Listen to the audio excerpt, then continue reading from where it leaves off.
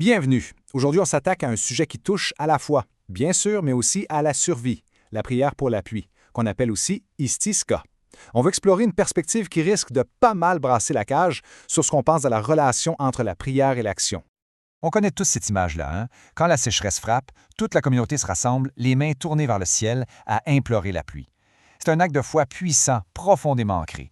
Mais la question que la source qu'on analyse aujourd'hui pose, elle est directe. Est-ce que le Coran nous enseigne que c'est la seule chose à faire? Est-ce que c'est assez? Pour trouver la réponse, il faut retourner à la base, au texte lui-même, plus précisément à la langue arabe. Parce que la source qu'on regarde suggère qu'une petite règle de grammaire toute simple, souvent oubliée, détient la clé pour comprendre la foi d'une manière beaucoup plus active. OK, on entre dans le vif du sujet. En arabe, un petit préfixe peut absolument tout changer. Prenez le mot « etam ». Ça veut dire « donner de la nourriture », un acte de générosité. Mais si on ajoute le préfixe « ist » au début, ça devient « istitram ». Et là, le sens bascule. Ça veut dire « demander de la nourriture ». On n'est plus dans le don, on est dans la requête. On passe de l'acte de donner à l'acte de chercher à obtenir. Ce détail-là, il est fondamental. Et c'est là que la lumière se fait. Si on applique cette même règle au mot istiska, la fameuse prière pour la pluie, on réalise que son sens littéral, c'est la demande de d'eau ou même la recherche d'eau. Le mot lui-même écrit action, il implique une quête. Alors la vraie question, c'est pas de savoir s'il faut demander, c'est de savoir quelle méthode le Coran nous montre pour que cette demande-là, elle aboutisse. Bon, assez de grammaire, allons voir un exemple concret. Une histoire que pas mal tout le monde connaît. Quand le peuple de Moïse crevait de soif dans le désert, la réponse de Dieu, ça n'a pas été une averse qui est soudainement tombée du ciel. Non. Voilà le verset en question. Moïse demande de l'eau. Il fait un estisca. Et la réponse divine, c'est pas une suggestion, c'est un ordre. Frappe le rocher avec ton bâton. Dieu ne dit pas « prie plus fort » ou « sois patient ». Non, c'est un commandement clair et net pour une action physique. L'interprétation qui est proposée ici, elle est vraiment fascinante.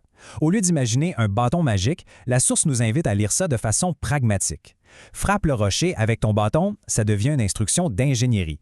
Prends tes outils, creuse la terre, casse la roche, va chercher l'eau, bref, mobilise les moyens que tu as pour trouver une solution. Et c'est ici que l'analyse devient vraiment percutante, parce que le Coran ne fait pas qu'encourager l'action. Il décrit de manière très crue ce que vaut une prière qui est complètement déconnectée de l'action. Et je vous avertis, les mots qui sont utilisés sont forts.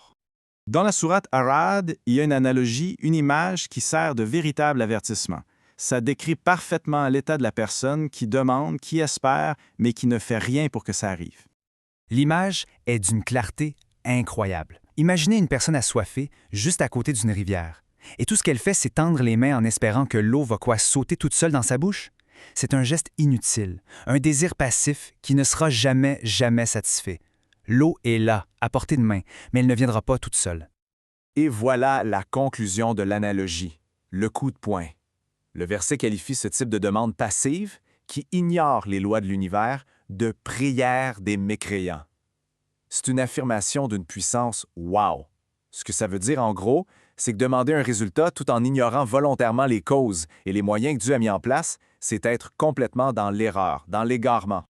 Alors, comment est-ce qu'on applique ça à notre époque? Comment est-ce que ce principe de frapper le rocher peut se traduire en solution bien réelle aujourd'hui?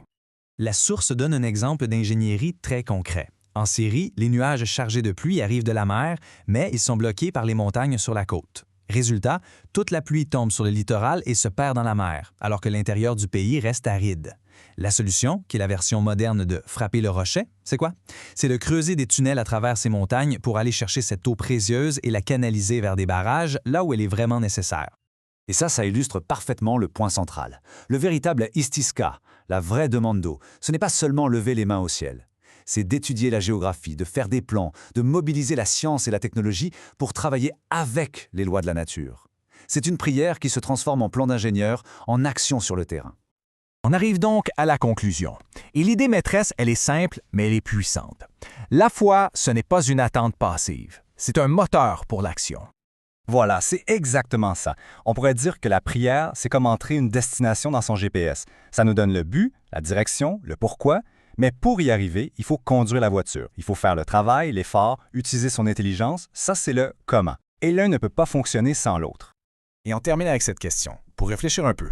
au-delà de la pluie, que ce soit pour le succès, pour la santé, pour un changement dans la société, dans quel domaine de nos vies est-ce qu'on se contente de demander, de tendre les mains, alors que la vraie solution, notre bâton, est déjà entre nos mains et attend juste qu'on décide de frapper le rocher?